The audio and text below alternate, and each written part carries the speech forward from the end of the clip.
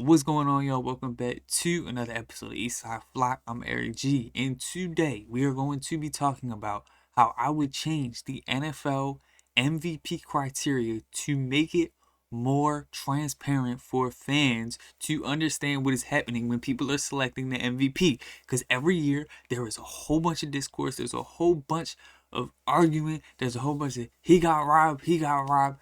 So let's break down how we could look at how these media members are voting on the MVP. So let's break it down. Let's first look at how it is done currently. Here's what I have brought up.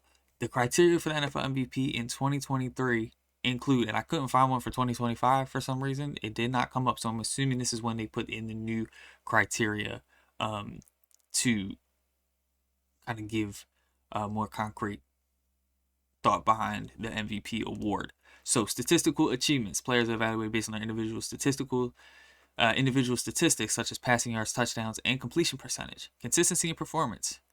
Clutch performance. Overall impact on the game and team. So that's how this is done right now. As of right now, this is what I found. And that's kind of crazy to me. So let's look at what I would do to change this. The first thing I would do is just call it the MVQB award. Because let's be real, it's the most valuable quarterback. It's very rare that you see somebody that's not a quarterback win. Let's change the name of the award. So it's the most valuable quarterback award. Because it's the most valuable position, it makes sense. I understand.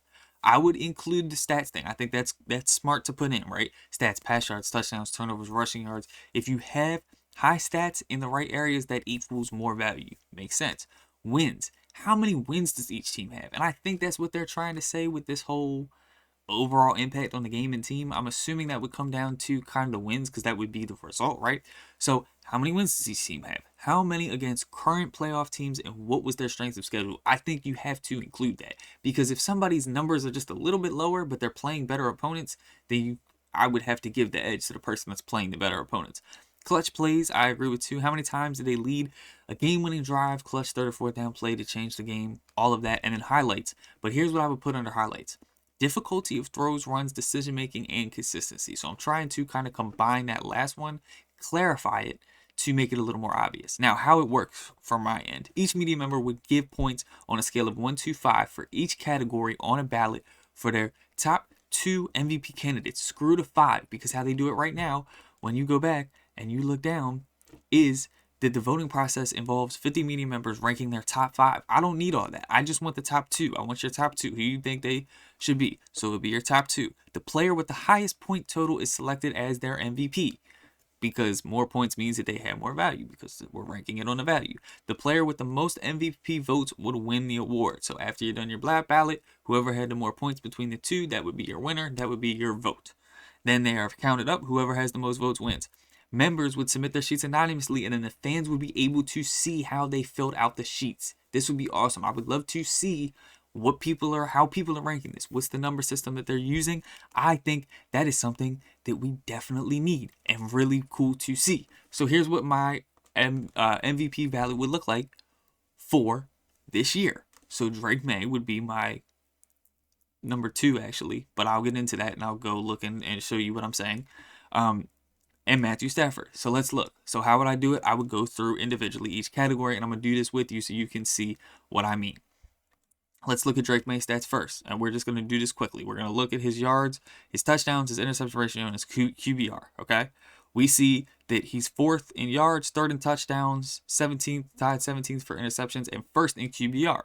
Okay, we go down, we see that he has pretty solid averages all the way through when he needs to throw the ball. He needs to throw the ball. He had a really great game against the Ravens. Yeah, I know he just absolutely obliterated my awful Ravens defense, and which is why he's kind of got to be MVP, you know what I'm saying? Because he's, been consistent. We can see the stats. There is a high level of consistency. The completion ratio pretty much is where it needs to be. High for the most part, 72 overall.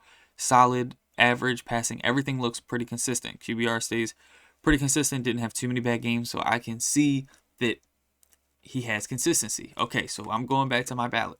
I'm going to give, for stats, Drake May a 4. I think that is a very fair rating. He has a 4. Now, we're going to go to wins. Let's look at the New England Patriots schedule. We see that they did lose to the Raiders. Let's see how many playoff teams that they played. They played 1 playoff team, 2 playoff teams, 3 playoff teams. I'm not counting the Bills twice. They played 3 playoff teams, and I believe that is it. Yes, they played 3 playoff teams, but they only lost 2 games. So I go to wins. I got to give them a 4 for wins. That's pretty impressive to only lose 2 playoff games, or two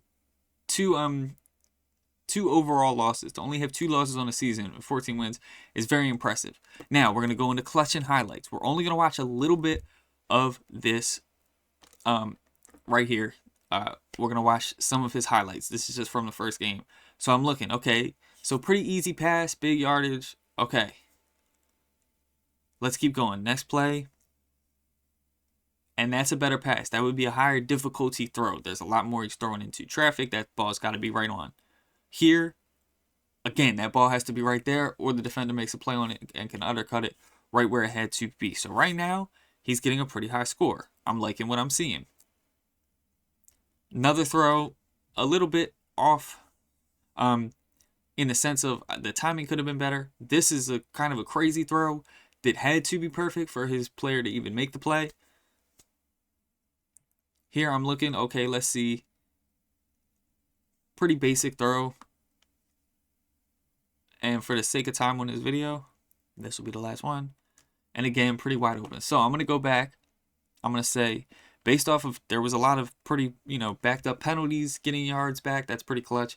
I'm looking at the fact that he is making some pretty solid, difficult throws. I'm going to give a 4 for highlights, but for clutch. The one big thing that I have is if we go back to the schedule and we go to, I believe, oh, it is right here. Back to when they played, and I'm skipping over it, the Bills at home, they lost that game. If I remember correctly, Drake Maye had a chance to go win the game and was unable to. So for clutch, I have to give him just a little less. I'm going to give him a 3. All right, so I'm going to add these up. 4 plus 4 is 8. Plus 3 is 11. Plus 4 is 15. So his total would be 15. Now, I'm going to go to Stafford. Let's go to Stafford stats.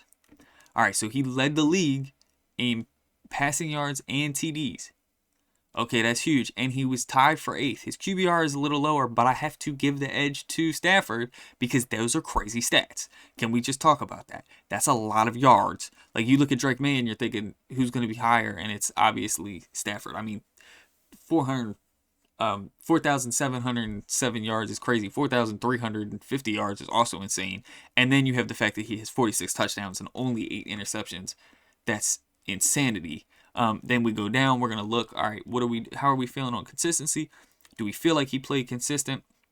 And to me, it looks like he played consistent. Didn't have too many turnovers. He pretty much was the same passing completion all the way down. Had a couple of bad games here and there where it was a little bit underneath. Okay, cool, but mainly had been pretty consistent. And we can see with QBR here, average, and yeah, pretty consistent. It's not like we're seeing crazy jumps in numbers. We're seeing obviously good games, bad games, and everything in between. But for the most part, for the averages, you're going to see that there was consistent play and that he averaged about a 110, which you can see is pretty spot on. Now, we're going to go back. We're going to say, okay, let's go to our stats. And I got to give him a 5 because of the higher numbers in the categories that I think matter more. Now we're going to go to wins. Let's go to the Rams schedule. We're going to go all the way to week 1. They start off 2-0. They've already played one playoff team. They played 2 playoff teams to start. Then you see that they played 3 playoff teams. 4 playoff teams. I'm sorry, I missed Jacksonville. 4 playoff teams. Obviously not going to count the 49ers twice. 5. They played 7 playoff. I didn't realize they played the Panthers too. 7 playoff teams. Just off rip. Jacksonville, 49ers, Eagles, Texans. So you can see that they've played a lot of playoff teams. So you have to involve that in the schedule. Now, they did have a lot more losses. So for that, I cannot give as high of a score as I would want to.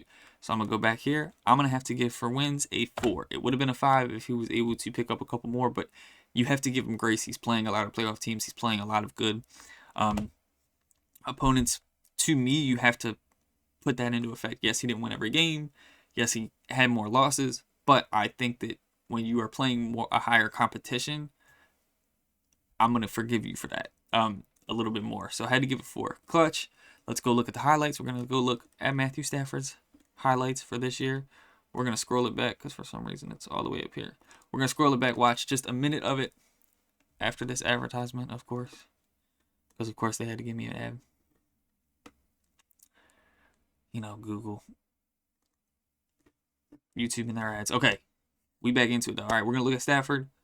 Boom. That's a pretty difficult pass against a very good defense as well, but had to thread the needle. This one, another over-the-top pass. He was a little more open, but still, nice, solid pass. Going to keep watching. Great footwork. Pretty consistent here. Slinging on a 4th and 14. Good pass to Davante Adams. And let me just say this while this is running.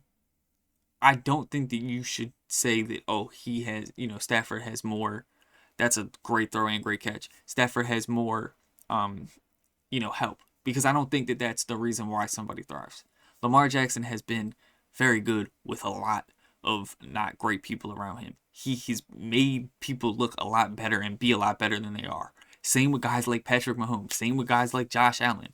Guys that have won MVP in the past have had bad teams and still been able to do it. So just because you have good people around you doesn't mean that they're going to make you better. You have to make them better. And that is my reason why I'm not necessarily putting that in. I don't think that matters. And I think that that's a dumb argument. When Lamar won unanimous MVP, he literally had Willie Snead on his roster. If you know who that is, good for you. Otherwise, it doesn't matter. You have to be able to kind of deal with what you're dealt. And if you can be an MVP, you're going to do with what you're dealt. So right there, I'm seeing a lot of good stuff from Stafford. I'm seeing a lot of clutch. We're going to go back. We're going to do the highlights first. I think difficulty of passes, I have to give 5. There's a lot of throws that he's making that are tight coverage throws. He's made a lot of them throughout his career. And for clutchness, I have to put clutchness at the same as Drake May. He has had plenty of opportunities to go in, but there has been a lot of times where his team failed him. I understand that, but I'm going to change it. I have seen a lot of clutch drives from Stafford to either go tie the game, and his defense hasn't been out. I'm going to give him a 4. I can't give him a 5, though, because a lot of the time that did not take away. And as you can see, that would be a total for 18. We go to the total here. We take this. This would be highlighted. We're going to highlight this in yellow because he is our winner. Matthew Stafford would get my vote. But let's say more people had Drake May. We could go through and see. You could see my sheet. Notice this does not have a name on it, so nobody would know. It's anonymous, right? You could go and you could see. You could click on the sheets and they would put them up, and you could see what people were saying. So that is how kind of the process would be done. Obviously, they would have to watch all of the highlights and all that. I did not do that. But just something to make it more transparent for what the NFL MVP would be. Because to me, I just feel like I want to see what people are doing. I want to be able to go see a clear sheet that gives categories and numbers. I would love to see the NFL change this. Let me know what you think in the comments below. Is this overdue? Is this overkill? Should we just be allowed to argue and say everybody got robbed? Let me know what you think in the comments down below. Let me know who you think the NFL MVP is. Do you think Drake May got robbed?